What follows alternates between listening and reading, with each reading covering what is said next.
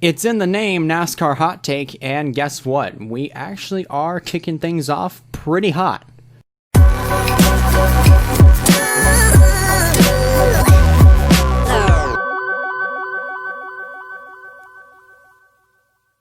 Hey, what's up, guys? It's me. I hope everyone is having themselves a good day today, because you know what? So am I. It's a Thursday morning. I'm recording this on October 8th. 2020, and I did record this just a couple days ago, but I thought that wasn't a good enough take, so I'm gonna go ahead and I'm gonna do it again. This time, actually try to slow down and gather my thoughts instead of running into a bunch of brick walls in my head, because sometimes when I get going, my brain will just go a million miles an hour and just eventually hit a big giant wall, and then I have to start over and I kind of stumble on my words, or in this case, stutter. But anyways, with that being said, this is called NASCAR Hot Take, which is basically a brief podcasting series, or like basically a podcasting series where they're actually brief. I come in, talk about some of the hottest things that the NASCAR world is talking about, like what's down in the title, for instance, and throw in my 2 cents on it. It may be long, it may be short, but nonetheless, I come in, throw in my 2 cents, I leave. It's in and out style podcasting.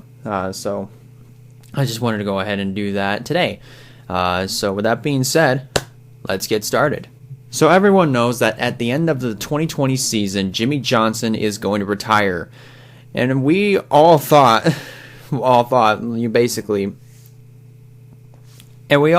of some potential drivers that could possibly take over the 48. Some thought Justin Allgaier. Some thought Erik Jones. Some thought maybe Daniel Suarez, if you want to go that far.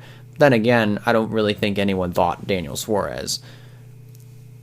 But this was probably a pretty big curveball that I don't think any of us saw coming. Alex Bowman is going to be the driver of the number 48 starting in 2021. And honestly, I like this move, because Bowman, this is the best that Bowman has ever been since racing in the Xfinity series. And in my honest opinion, this actually is a good move for him, as I said about a minute or two ago, because driving the 88 car, because it still gives Alex Bowman an opportunity to shine, but only this time in a ride, which in my opinion has done a lot more than what the 88 has. No offense to the Dale Jr. Nation fan base, you know what I mean. But nonetheless, the 48 has definitely been through a lot over the last 18, 19 seasons, especially with how many wins Jimmie Johnson has been able to rack up. Same for the championships. All in one ride, with one team, with one number. It is really crazy to think about. And now Alex Bowman is going to be taking over that 48. If you thought that Alex Bowman was going to have a lot of pressure on him when he was driving the 88 car, he's probably going to have the exact same amount of pressure when he drives the 48, because a lot of eyes are going to be on him, and he is going to be expected to perform as he is currently with the 88 car. But once 2021 comes around, the pressure's on, and hopefully he would be able to not really think about the pressure all that much and just decide to go for wins, as he always has. So now the question basically has come up: who is going to be the candidate to drive the 88 car for next year? There are a lot of assumptions, but some people are probably going to be pointing at Erik Jones. Some people might point at, I don't know, possibly Christopher. Actually, no, not Christopher Bell, because he's going over to Joe Gibbs. So cross Christopher Bell off the list. Some people might even go as far as saying maybe Corey LaJoie.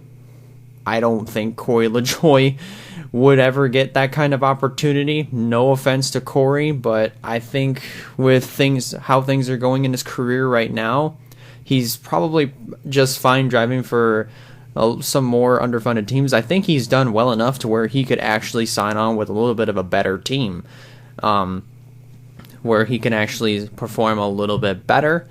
Not saying that he can't with Go Fast Racing, but also I think Corey is starting to get a little bit of momentum on his side, especially with how he's been doing, and I really think he'll be able to find a ride somewhere. But do I think it's going to be in the 88?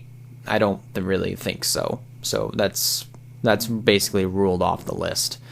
But if anybody, I think the best choice would have to be Eric Jones. Maybe because number one, he has no ride for next year, and also number two, he might be able to rejuvenate his career. I mean, kind of rejuvenated in a way where he actually can get back to the winning ways that he had when he was in the Truck Series and also the Xfinity Series. In Cup, he has performed well, but that's it. He's just performed well. He hasn't performed as great as he has in Xfinity or Trucks. You know, he has his moments in Cup, but, you know, I think, in my honest opinion, and I'm sure that there's going to be some people that will agree, that Eric Jones is kind of the weakest link in Joe Gibbs Racing right now, and he has been ever since he took over the 20. No offense to Eric Jones. But still, in my honest opinion, and until we figure out who is going to drive the 88 car officially in the later weeks, I'm still probably going to say Eric Jones is the best candidate, and we'll just have to wait and see what's going to happen in the coming days over in the Hendrick Motorsports camp. So that is basically it. That is all of what I have to say. Like I said, it's in and out. I don't really write a script or anything like that. I don't go by what people like the Iceberg does or Danny B Talks or Black Flags Matter. I don't really go by a script. I just kind of go raw and just say what's on the top of my head, even though there are times where I just pause. You know what I mean? But anyways, thank you guys a lot for watching. If you guys liked the video, go ahead, give it a like. If you have not considered subscribing yet, I recommend you do so in order to keep up with some fine content coming out in the near future. And that about does it for me. I'll see you on the next one.